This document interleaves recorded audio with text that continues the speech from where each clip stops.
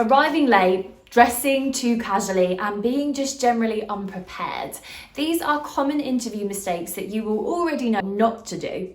However, there are a few other common interview mistakes that you may be making without realising, but they can be easily avoided. So this video is going to take you through some tweaks and changes you can make to an interview to help you walk in there feeling as confident as can be and help you to leave the interview feeling like there's absolutely nothing more that you could have done. Don't forget guys, Bloom is all about providing you with the career tips I wish I had when I left university and I just felt like I had no idea what I was doing right and wrong when I was applying for jobs. So if you do like this channel, please do subscribe for more content. And if you like this video, if it helps you smash your interview, please do give it a thumbs up and share it with any friends applying for jobs too.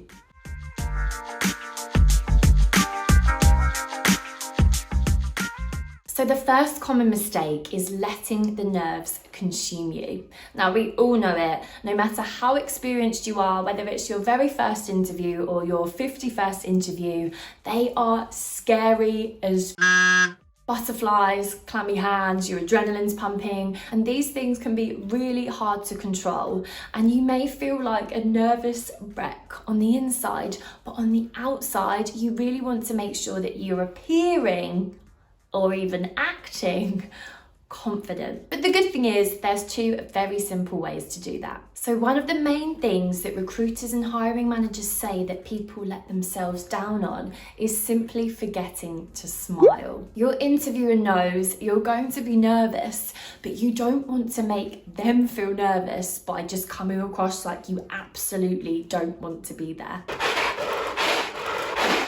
Your energy is going to introduce you before you introduce yourself. So make sure you sit up and smile, look like you're excited for the opportunity, look like you're confident, and you'll put your interviewers at ease instantly. Another big one is eye contact. So not only is eye contact a sign of confidence, but it's going to keep your interviewers engaged and believing in what you're saying. If there's more than one interview in the room, if maybe you've got a panel, don't just look at the person asking you the questions and ignore the others.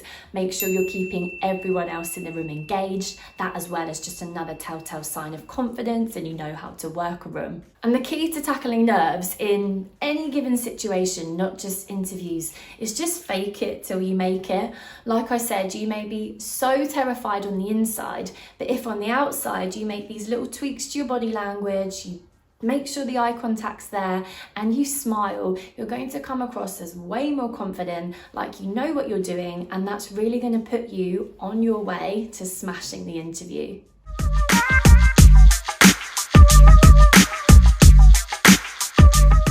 It's natural to feel like you can't wait for an interview to be over. When I have an interview and it's scheduled for like, 2 p.m, literally 3 hours before, I'll be like, right, 3 hours till my interview's over, 2 hours till the interview's over. It's absolutely awful. But try not to let that come across in your interview. Avoid rushing. So you need to take time when it comes to answering your questions. Make sure you give yourself enough time to think before you speak, and then you won't be stumbling or stuttering over any words with the nerves. A top personal tip of mine is when you get asked the question by the interviewer, just take a breath, literally take a breath and a pause before you answer. That little short split second, I find for me, just gives you a second to compose yourself, think about what you're going to say, and it just avoids you running into any mistakes or stumbling over your words if you're just rushing into your answer straight away. And if you do find yourself having a bit of a mental block, happens to the best of us, the interviewer asks a question and you're like, you can also say, to buy yourself a bit of time, let me think about that. Just again, having those few seconds just gives you that time to compose yourself and calm the nerves before you go into your answer.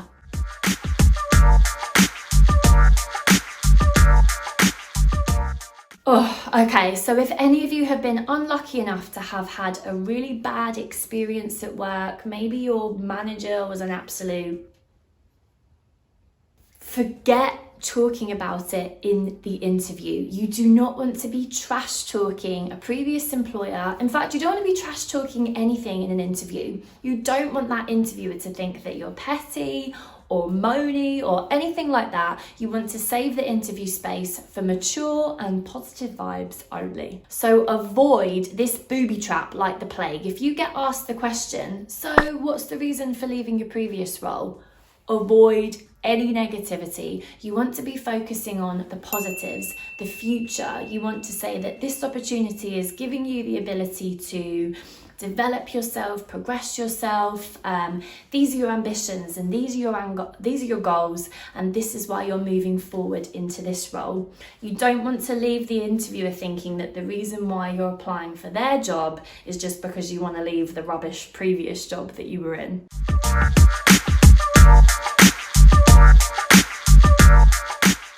So it's the end of your interview, it's gone really well, and the final question that 99% of interviews end with is, so do you have any questions for us?